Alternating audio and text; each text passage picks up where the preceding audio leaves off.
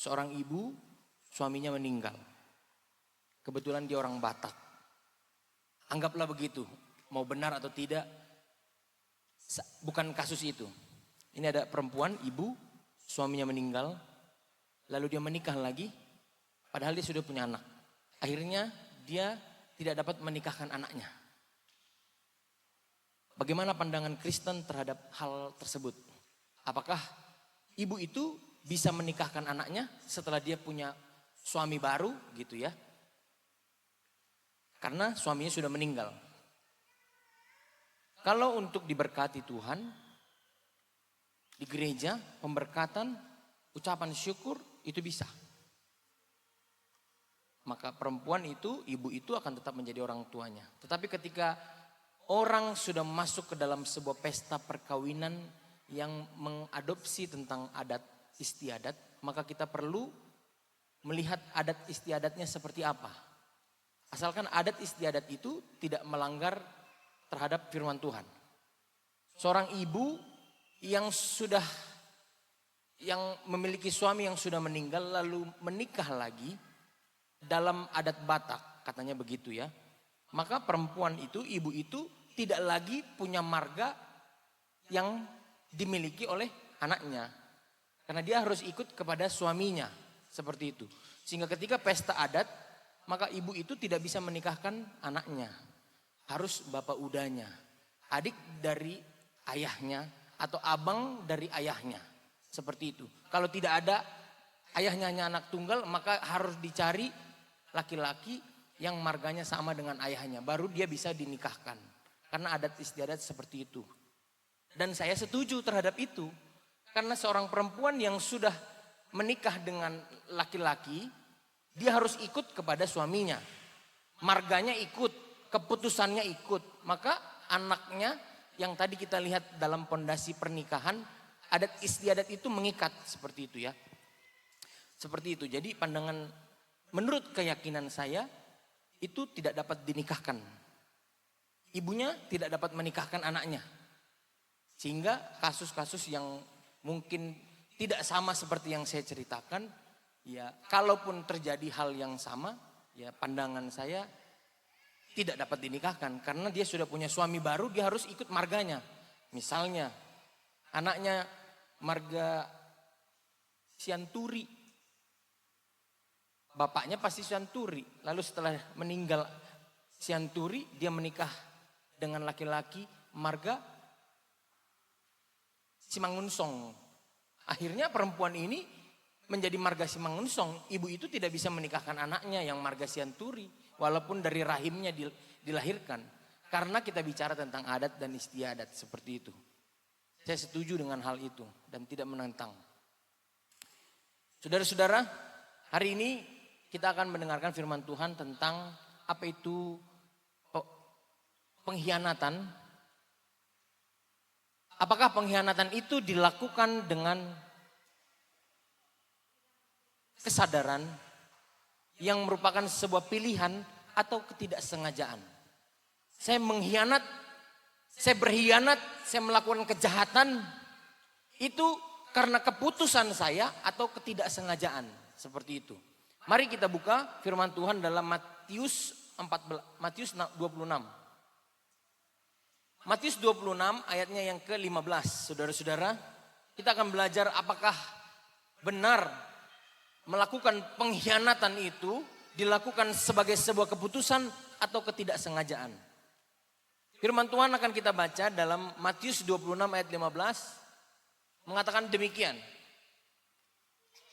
Ia berkata, apa yang hendak kamu berikan kepadaku supaya aku menyerahkan dia kepada kamu. Mereka membayar 30 uang perak kepadanya. Saudara-saudara, firman Tuhan hari ini, kalau temanya tadi tentang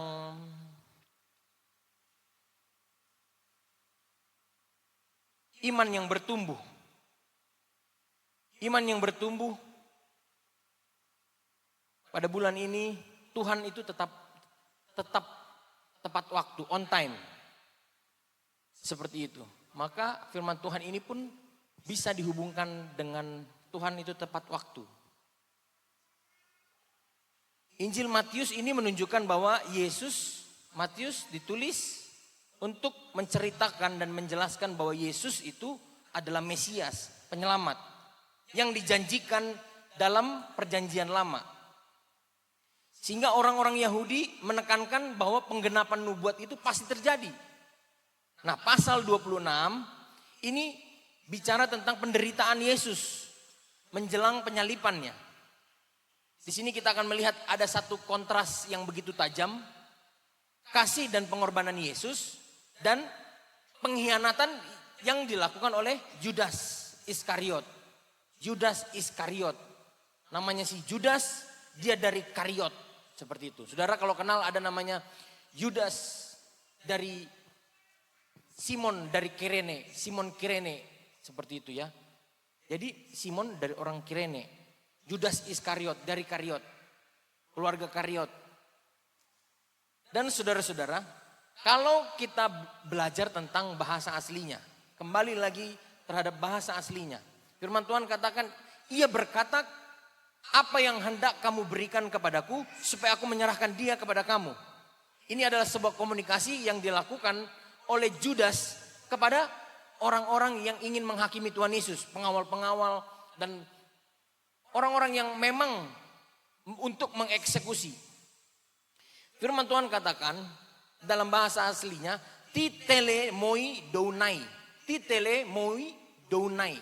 Artinya, apa yang mau kamu berikan kepadaku. Artinya seperti itu. Apa yang hendak kamu berikan kepadaku. Artinya apa? Ini menunjukkan bahwa inisiatif dari Yudas yang memberikan offering help. Atau memberikan penawaran kepada mereka. Apa yang mau kau berikan kepada saya? Katanya seperti itu. Ia tidak dipaksa. Justru ia menawarkan diri untuk mengkhianati Yesus. Saudara, pilihannya apakah itu sebuah keputusan atau ketidaksengajaan?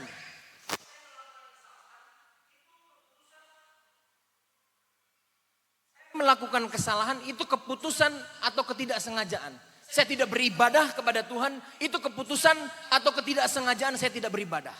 Saya lupa berdoa, lupa berharap, bersyukur kepada Tuhan, itu keputusan atau ketidaksengajaan yang kita lakukan. Seperti itu. Kata yang kedua, paradoso. Paradoso ini artinya menyerahkan dan mengkhianati dan atau mengkhianati. Kalau tadi titelemoi dounai, bukan donai. Adonai itu Allah. Tapi dounai. Dounai jauh kali kalau orang Batak bilang dounai. Tapi bahasa Yunani dounai itu apa yang kamu mau berikan kepadaku. Ini menjelaskan bahwa si Judas ini menawarkan diri untuk mengkhianati Yesus. Lalu yang selanjutnya. Dengan apa dia menawarkan diri? Dengan uang 30 perak. Firman Tuhan katakan dalam bahasa aslinya triakonta agria. Triakonta agria. Ini 30 keping perak. Dan ini bukan angka yang sembarang angka. Angka ini jelas adalah sebuah simbol, adalah harga seorang budak. Orang Batak bilang budak apa? Jongos. Apa orang Batak bilang budak ya? Hatoban. Hatoban. Ini adalah sebuah penghormatan yang dilakukan oleh Judas kepada Yesus. 30 keping perak ini bukan angka yang sembarangan. Adalah angka yang spesial. Keluaran 21 ayat 32. Keluaran 21 ayat 32 mengatakan 30 keping perak itu adalah harga seorang budak, slave katanya. Dan ini juga sudah dinubuatkan di Zakaria 11. Nubuat ini tentang seorang gembala yang dihargai 30 perak. Yang dianggap sebuah keadaan yang hina seperti itu. Yesus sang Mesias itu dihargai seperti seorang budak. Dia ditunjuk, disetarakan dengan seorang budak oleh orang yang paling dekat dengan dia. Judas Iskariot ini adalah orang yang dekat, salah satu orang dari 12 orang yang paling dekat. Mesias itu ditunjukkan bahwa betapa rendahnya penilaian manusia terhadap Allah. Manusia bisa menilai Allah dengan 30 keping perak. Seorang hamba hatoban. Enggak dianggap ini, katanya seperti itu. Padahal orang yang melakukan itu adalah orang yang paling dekat dengan dia. Yudas Iskariot itu pasti yang lebih dekat. Karena apa? Karena dia bendahara gereja. Saudara-saudara, bendahara itu adalah orang kepercayaan. Yudas Iskariot ini adalah bendahara, orang yang pegang uang kas gereja. Orang yang pegang uang kas dari mereka. Ini menunjukkan betapa rendahnya penilaian manusia terhadap Yesus. Dan kita belajar bahwa Iskariot adalah salah satu dari 12 murid yang mengikut Yesus secara daging. Dia makan tempe, ku makan. Dia makan ikan teri, saya makan. Dia lapar, saya juga ikut. Dia melakukan mujizat, saya ikut. Tapi hatinya tidak berubah. Dalam Yohanes 12 ayat 6 dikatakan bahwa ia suka mencuri dari uang kas. Saudara-saudara, orang yang melakukan satu keputusan yang salah itu tidak dapat dikatakan ketidaksengajaan. Apakah kita lihat, oh mungkin tertekan hatinya. Yudas tertekan karena ada banyak pasukan sehingga dia tidak punya pilihan lain. No choice seperti itu. Jadi dia lebih baik menawarkan diri untuk menyerahkan Yesus. Sehingga win-win solution. Seperti itu ya saudara-saudara. Alkitab katakan memang dia punya sejarah. Dia punya cerita lama. Yohanes 12 ayat 16. Ayat 6 katakan bahwa ia suka mencuri dari uang kas. Artinya apa? Dia punya karakter. Saudara-saudara, kita punya hal yang baik. Saudara melakukan yang baik, itu biasa saudara-saudara. Tapi kalau saudara melakukan hal yang baik 2 kali, itu adalah sebuah keputusan. Saya melakukan kesalahan yang sama 2 kali, itu keputusan. Kalau kesalahan yang kita lakukan, kita ulang lagi 3 kali, itu namanya kebiasaan. Kebiasaan, 3 kali salah, gak berubah, gak ngaku salah. Seperti itu namanya kebiasaan. Kalau kita melakukan hal yang baik berulang-ulang 3 kali, maka itu jadi kebiasaan. Kita melakukan yang baik jadi kebiasaan juga. Lebih dari 3 kali baru itu namanya karakter, saudara-saudara. Pengkhianatan ini bukan terjadi tiba-tiba. Songgot-songgot dia mengkhianati Yesus. Karena memang karakternya seperti itu. Dia suka menulang. Enggak ada marga menulang di sini ya. Dia menusuk dia dari belakang. Itu bahasa Batak kan katanya begitu. Tusuk dari belakang. Seperti itu. Pengkhianatan itu bukan terjadi ujuk-ujuk suddenly tiba-tiba. Tapi punya cerita sejarah di belakang. Artinya karakter dia dari belakang. Tetapi saudara, kenapa Yesus pilih orang seperti itu? Yesus pilih saudara dan saya dari semua latar belakang. Dari setiap kesalahan-kesalahan kita. Yesus pilih dari orang yang salah. Yesus pilih orang yang pemungut cukai. Yesus pilih tukang pancing, orang susah, orang miskin. Enggak tahu apa-apa ini, taunya cuma mancing. Iya. Tuhan pilih lagi orang-orang yang cuma bisa nunduk setia saja, ngikut aja. Semua 12 rasul Paulus ini menggambarkan ciri hidup jemaat. Ada yang kaya, uangnya banyak, dipakai Tuhan. Ada yang gak punya apa-apa, yang penting ikut aja. Ada yang kerjanya cuma mancing. Kan begitu ya saudara.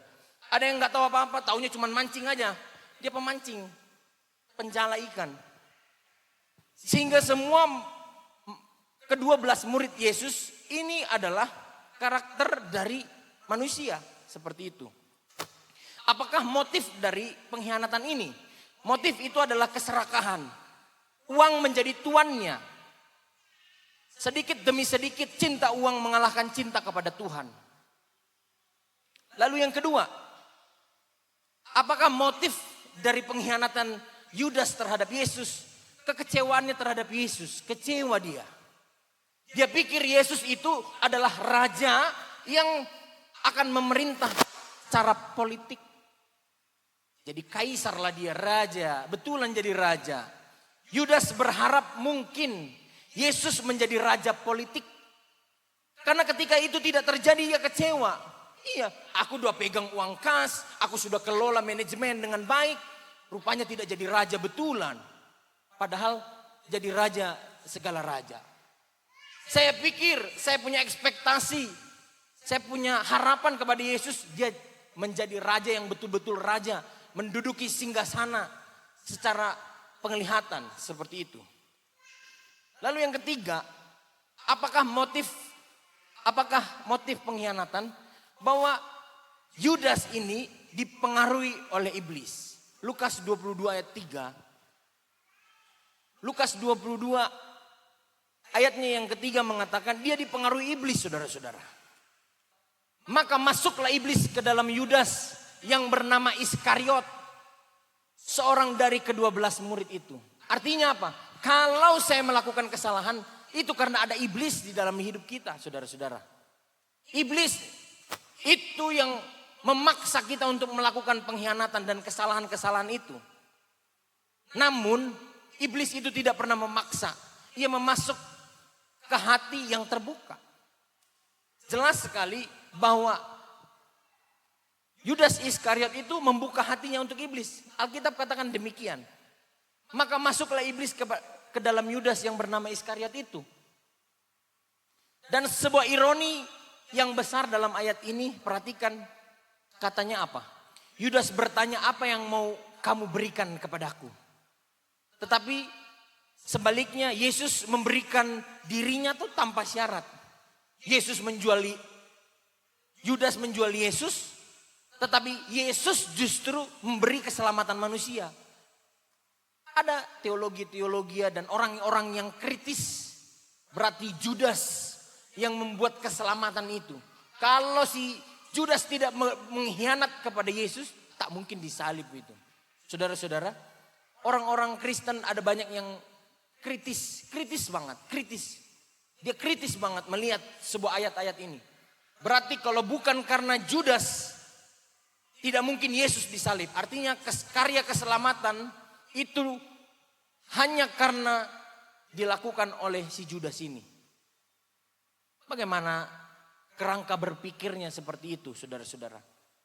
Apakah karena kesalahan orang lain lalu melalui kesalahan itu ada keselamatan? Itu tidak masuk akal. Sederhana saja kita berpikir. Sehingga apa yang menjadi aplikasi? Yang pertama, kita perlu hati-hati dengan kompromi kecil. Pengkhianatan besar itu dimulai dari dosa kecil. Itu yang pertama.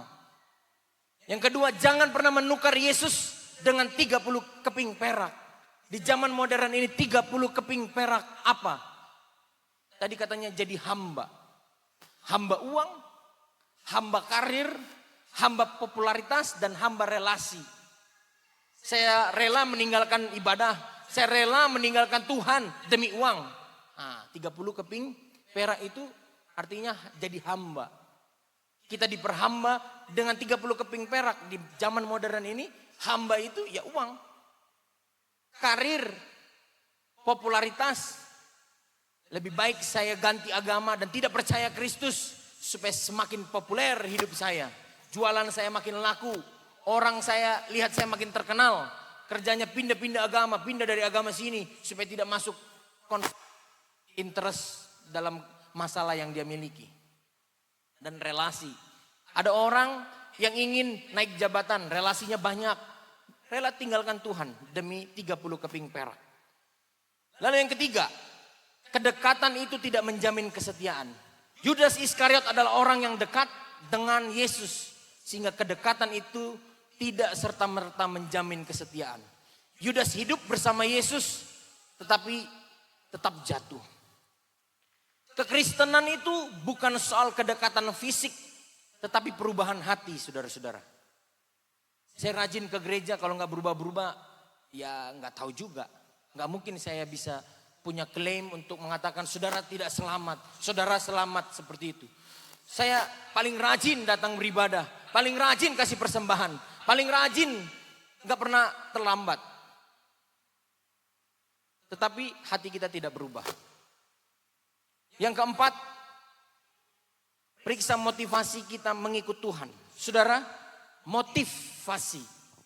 Dalam persidangan seseorang yang membunuh itu akan dikenakan hukuman pidana. Tetapi hukuman yang diterima itu tergantung motifnya. Pembunuhan itu akan tetap menjadi sebuah pembunuhan. Tetapi kalau motifnya itu karena perencanaan, maka hukumannya seumur hidup. Kalau motifnya itu dilakukan karena ketidaksengajaan, mungkin 3, 4, 5 tahun atau sebagainya. Atau karena ketidaksengajaan, mereka sedang rebutan mencatur saudara. Sudah ada jantungnya dia. Dia sudah punya penyakit jantung, mencatur kita minum kopi, kalah dia. Karena kalah, menanglah ini yang punya jantung ditepuklah. Katanya begitu. Akhirnya keberatanlah yang menang ini. Katanya, meninggallah. Enggak terimalah istrinya dan keluarganya, dituntutlah pembunuhan karena mencatur. Saudara-saudara, bisa saja. Atau karena ketidaksengajaan, kita naik mobil, naik motor, ada orang lewat, tebus.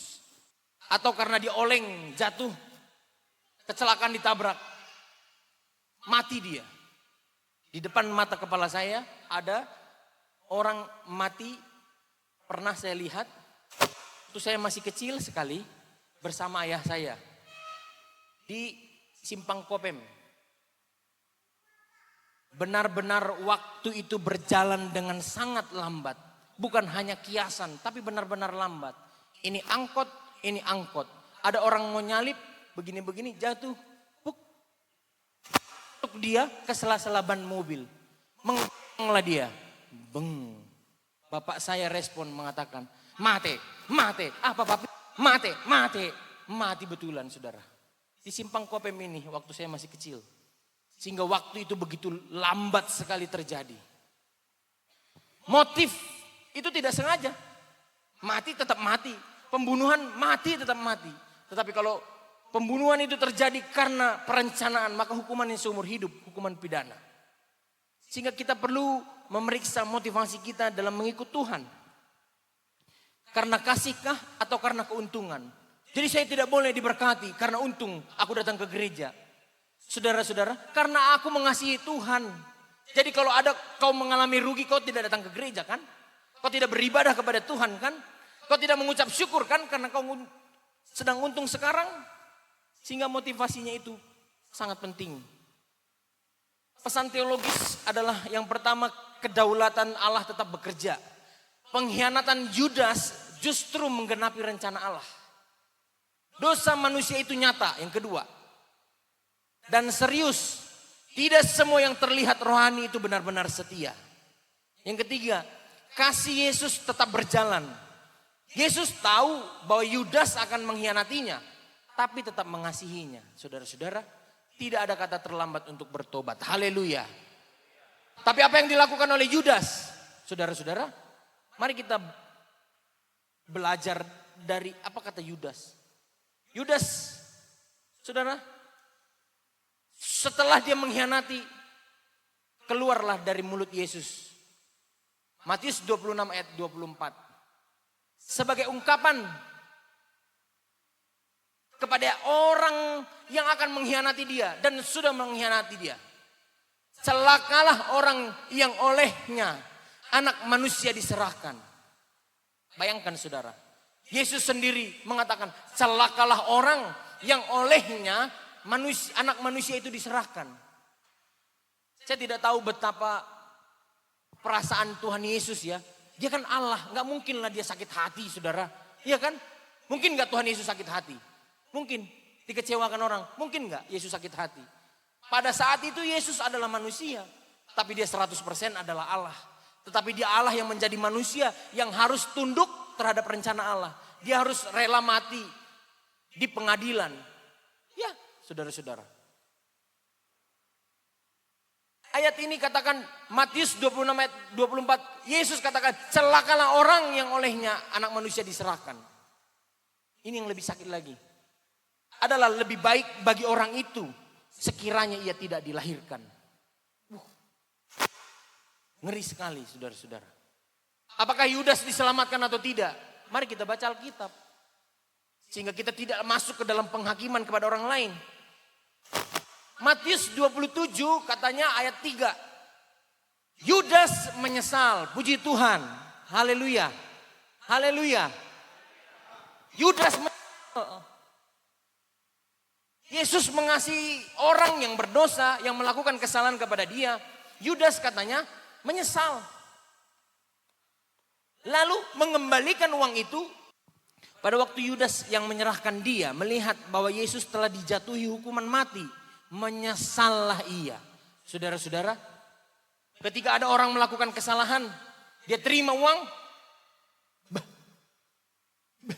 Orang Batak ya, untung si Judas bukan orang Batak ya kan. Kalau orang Batak masih bilang, katanya begitu. Nah saud do gawe disilang katanya begitu. Dijatuhi hukuman mati, saudara-saudara. Firman Tuhan katakan ayat selanjutnya, lalu ia mengembalikan uang yang 30 perak kepada imam-imam kepala dan tua-tua dan berkata, aku telah berdosa karena menyerahkan darah yang tidak bersalah. Tetapi jawab mereka, apa urusan kami dengan itu? Itu urusanmu sendiri. Maka ia pun melempar uang perak itu ke bait suci, lalu pergilah dari situ. Dan apa itu? Menggantung diri, saudara-saudara. Saya tidak melihat bahwa orang yang menyesal itu harus bertobat, bukan bunuh diri, menggantung. Matius katakan dia menggantung diri. Lukas mengatakan dia tertancap perutnya. Buku yang lain mengatakan Matius, Markus, Lukas dan sebagainya. Itu adalah kejadian yang sama.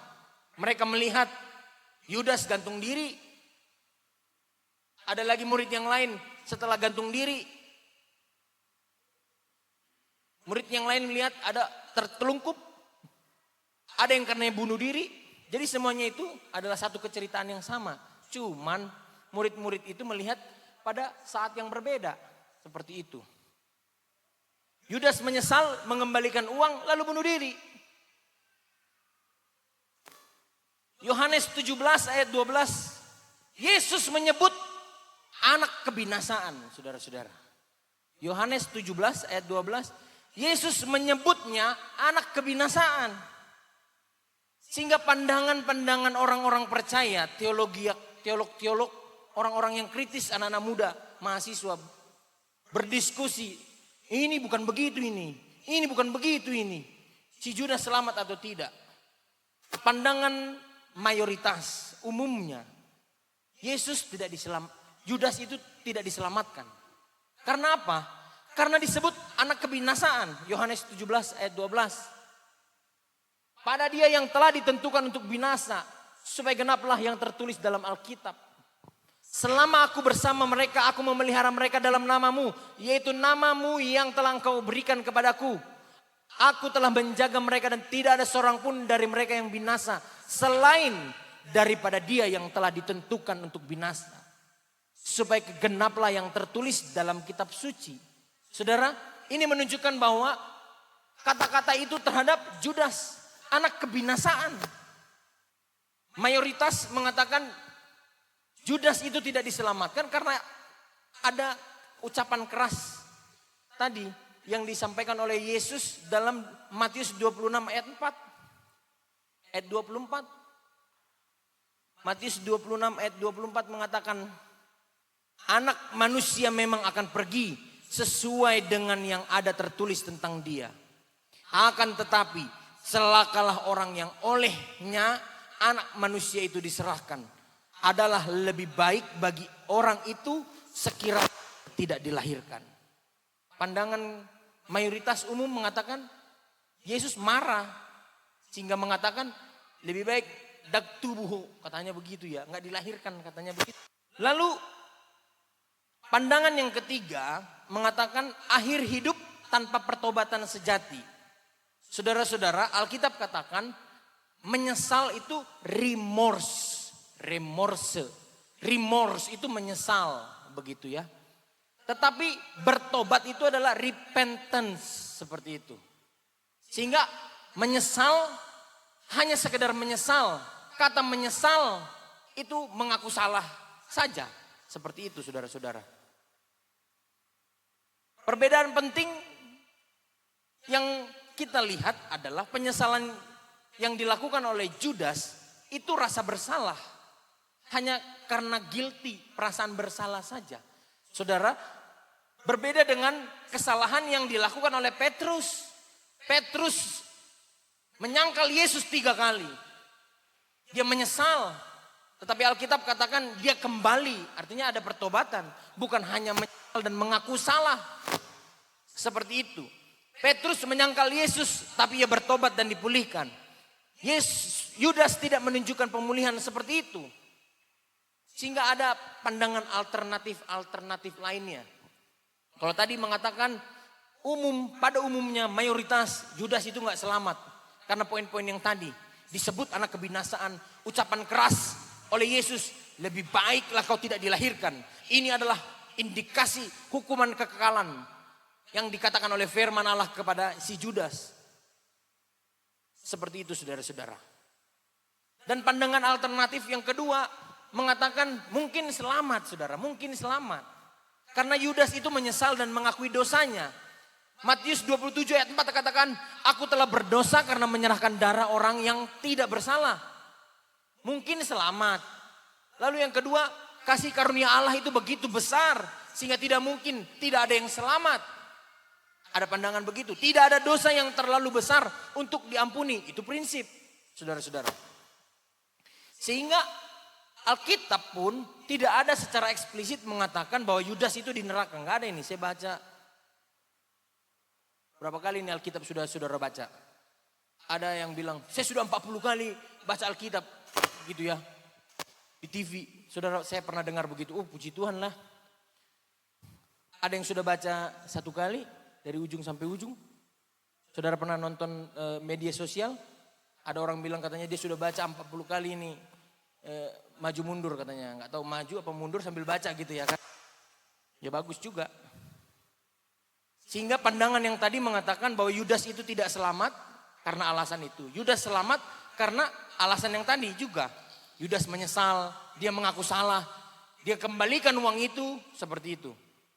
Kasih karunia Allah itu sangat besar. Tidak ada dosa yang lebih besar untuk diampuni. Alkitab juga tidak mengatakan secara eksplisit. Mana di sini tertulis? Nggak ada tertulis. Yudas di neraka. Dan yang ketiga adalah ini adalah misteri. Inilah misteri inilah. Yang satu mengatakan Yudas itu tidak masuk surga. Tidak selamat. Anggaplah ini dari 100%. 70% mengatakan tidak selamat. Ada minoritas 25% mengatakan selamat. Dan ada pandangan teologis dari yang ketiga, hanya sedikit saja 55% mengatakan bahwa itu adalah misterinya Allah. Tidak ada yang tahu.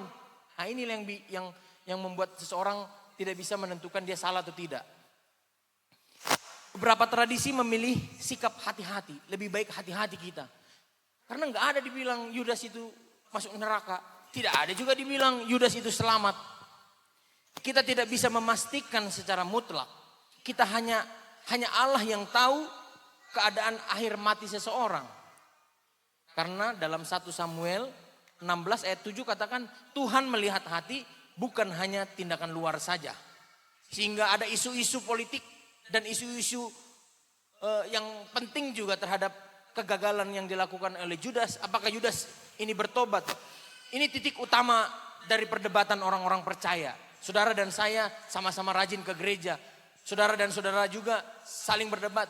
Pendeta sama pendeta, hamba Tuhan juga bisa berdebat terhadap kasus ini. Perdebatannya adalah ia menyesal. Iya. Apakah ia berbalik kepada Tuhan? Tidak ada yang menulis. Sebelum dia gantung diri apa dia berbalik kepada Tuhan, saudara-saudara. Tidak ada yang tahu. Sehingga katanya dalam bahasa Yunani menyesal itu metamelomai. Metamelomai. Itu menyesal. Metamelomai. Sedangkan bertobat itu metanoia. Saudara pernah dengar ada toko buku namanya Metanoia? Itu artinya bertobat, bahasa aslinya. Sehingga bukan hanya sekedar metamelomai. menyesal saja, tapi metanoia. Bunuh diri dalam kekristenan itu adalah dianggap sebagai dosa yang serius. Sehingga pendeta sekalipun, hamba Tuhan sekalipun tidak bisa mengklaim, oh, masuk surga lah ini, ama haleluya dalam nama Yesus. Saudara-saudara, kan dimasukin peti.